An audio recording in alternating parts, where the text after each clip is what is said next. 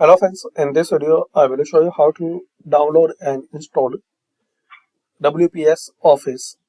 So open any web browser, then just type here WPS Office.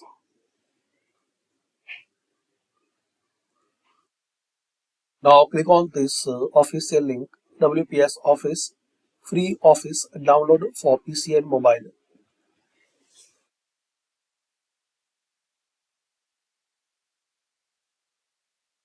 Now here now here now here guys, click on download.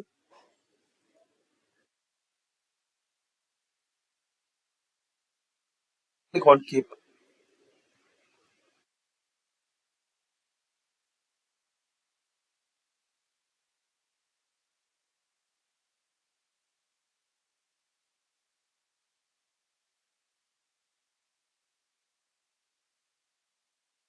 Now double click on this setup file.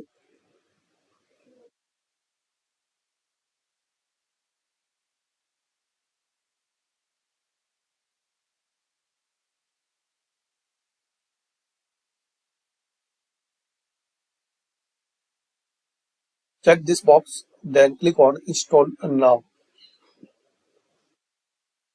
Now wait for a few minutes till this process will be complete. Now here guys, just click on get started